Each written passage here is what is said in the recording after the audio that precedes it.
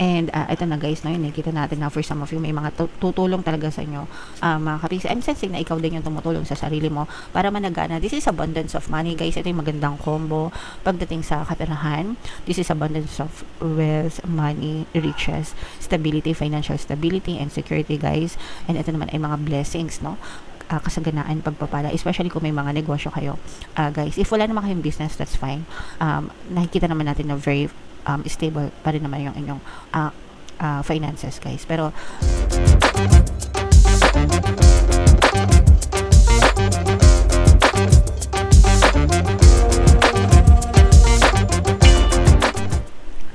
hello guys, hello Gemini, welcome back to Pinoy Pixie Tarot. Ang pamagat ng episode natin for tonight is mid-month kapalaran para ngayon December 16 to 31 para sa Gemini, Sun, Moon, Rising Sign, and Venus. So, unahin natin tong deck na to, guys. Ito yung mga angel messages sa inyo. Kung ano lang yung makaresonate sa inyo, guys, take that message kasi hindi lahat ng mensahe ay mag-resonate, guys.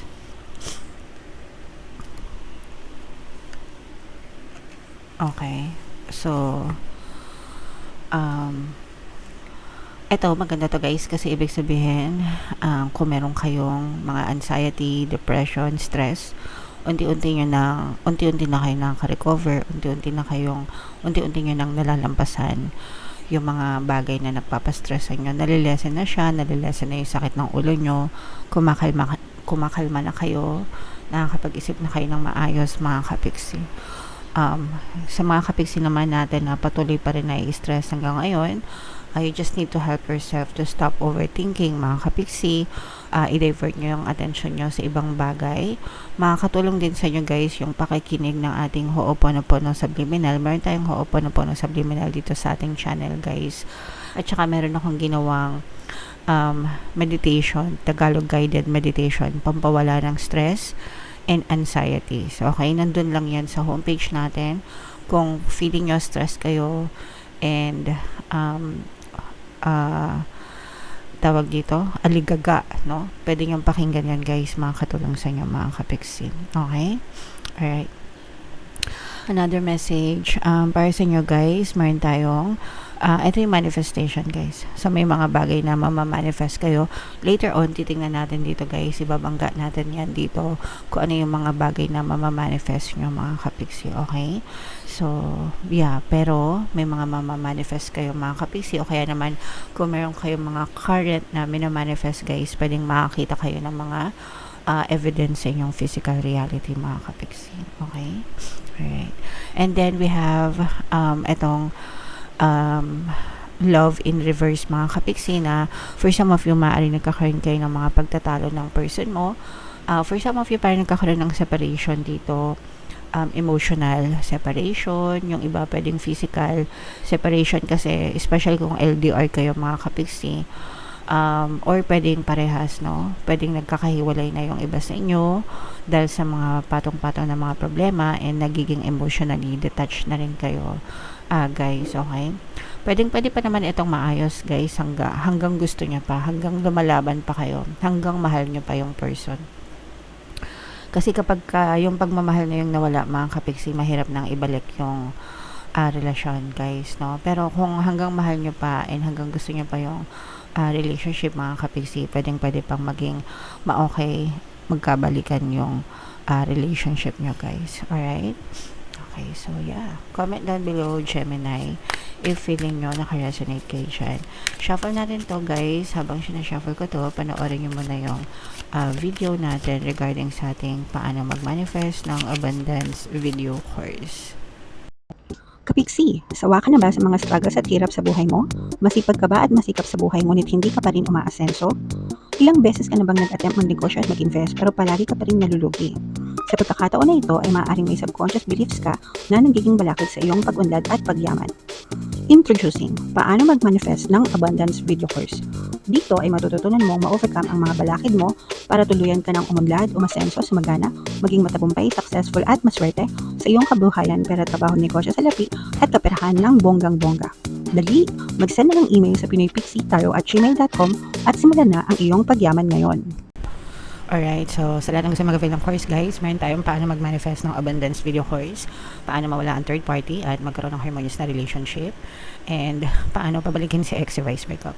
Sa mga interesado guys, mag-send lang kayo ng email sa pinoypixietarot@gmail.com. And sa mga naghahanap guys ng pampaswerte na lucky charms or lucky bracelet, aventurine tsaka citrine, yung recommended ko mga kapixie, may makikita kayong mga link sa description box guys. So, Gemini, kayo ay represent ng King of Swords. Ladag natin yung spread nyo, guys. Available na, wow, grabe. Available na yung inyong 2026 kapalaran, guys. So, punta na kayo sa homepage natin, mga kapixie. So, ito guys, this is both negative and positive. Ito yung mga blessings in this guys, especially pagdating sa love, mga kapixie. Mayroon ditong presence ng fire sign, Aries, Leo, Sagittarius. For some of you, maaring may fire element kayo sa inyong natal chart. At saka earth signs, Capricorn, Taurus, Virgo. Or you may be dealing with other signs na may ganyan sa kanilang natal chart, mga kapixie. So, eto guys, yung nakikita natin dito is merong inaalis sa inyo sa universe para magkaroon kayo ng peace of mind and para magkaroon kayo ng healing, mga kapixie. Kaya nga sinabi ko sa inyo kanina, parang blessings in disguise, especially pagdating sa love, no? Actually, both sa love and sa kaperahan, mga kapixie. Pero unahin natin itong sa love, guys, kasi ang lakas ng energy niya na parang kaya ko siya nasabing blessing in disguise is merong mag-e-end na relationship para mabigyan ng pintuan kayo for a new relationship, yung relationship na deserve nyo, guys. Kaya nga sabi ko sa inyo, for some of you, maaari kayo nagkakaroon ng physical and emotional separation, guys, from this specific person, mga kapixie. And parang this is because itong person na to, this is not your divine match, mga kapixie. And kumbaga parang gumagawa ng paraan sa universe or mga spirits para mabigyan ng space sa buhay mo yung pag-ibig na deserve mo, guys. So may mawawala pero may dadating na bago, mga kapixie. And itong bago na to, ito yung divine match mo na dadating sa'yo. Kumbaga ito talaga yung this may be your twin flame or this may be your soulmate, pero dadating yan, mga kapixie, kapag ka nawala yung toxic na relationship na hindi talaga para sa inyo, mga kapixie. So kapag pinili mo yung kapayapaan, if you choose yourself, guys, if you choose yourself, kahit na let's say for example asa na kapixie, wala naman, okay, so you have to choose yourself first, mga kapixie. And if you choose yourself first and you choose your peace, you choose your own peace of mind, doon na dadating yung divine match nyo, guys. Kaya wag kayong magmadali. Huwag kayong magmadali, guys, no? Masyado namang atat yung iba. Okay? Alright. So, yun yung nakikita natin, mga kapixie. And ito yung mga blessings sa kaperahan, guys, no? Ito yung mga slow type of blessings. Hindi siya yung mabilisang blessing, hindi siya yung mabilisang pera na dadating sa inyo, mga kapixie. Pero nakikita natin na parang nire-repair. Alam niyo, repair, guys, di ba kinukumpon eh? Parang nire-repair ni universe kung ano man yung kailangan i-repair sa buhay mo para pumasok yung masaganang blessings sa buhay nyo, guys. And kailangan nyo ring i-repair, mga kapixie, yung mindset nyo. Kasi kung ubod kayo ng nega sa buhay at ubod kayo ng reklamo sa buhay, binablock nyo lang yung mga blessings na to, guys.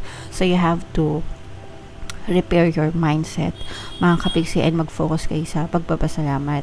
Mag-focus kayo sa gratitude, mga kapixie, and the more na nagpapasalamat kayo, the more na nire-repair nyo yung blessings, the more na pumapasok yung mga blessings sa buhay nyo, mga kapixie. Okay? So, i-main-main nyo na yung mga blessings na yan, pagpapala at kasaganaan. Yung iba sa nyo, guys, nagkakaroon din kayo ng healing, nagkakaroon kayo ng peace of mind, mga kapixie. So, if you are choosing yourself, your healing, you're choosing your peace of mind, mga kapixie. Okay? Nagiging mas maayos, kalmado yung inyong pamumuhay. So, what else? Ayan na nga yung sinasabi ko sa inyo, mga kapixie. Ayan, ang swak na swak talaga guys, no? So, yung sinasabi ko sa inyo na dadating talaga yung divine match nyo, mga kapiksi. Kapag ito'y dumating, guys, kasalan agad ito. I mean, hindi naman yung kasalan agad, pero hindi na siya magiging, kasi diba, there are some kind of relationship na ang tagal-tagal, 6 years, 7 years, 8 years, 10 years, pero hindi na uuwi sa kasalan. Sometimes, they end up na maghiwalay pa rin na hindi nakakasal.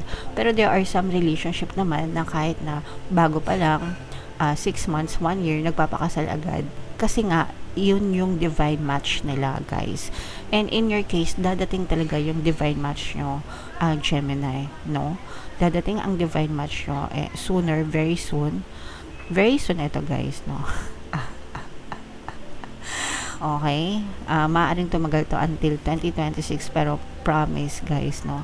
Kapag ito'y dumating, talagang mauuwi ito sa kasalan, mga kapiksi.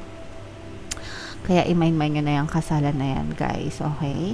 And ito na, guys, no, yun, kita natin na for some of you, may mga tutulong talaga sa inyo, mga kapiksi. I'm sensing na ikaw din yung tumutulong sa sarili mo para managana. This is abundance of money, guys. Ito yung magandang combo pagdating sa kaperahan. This is abundance of wealth, money, riches, stability, financial stability, and security, guys. And ito naman ay mga blessings, no? Kasaganaan, pagpapala, especially kung may mga negosyo kayo, guys. If wala naman kayong business, that's fine.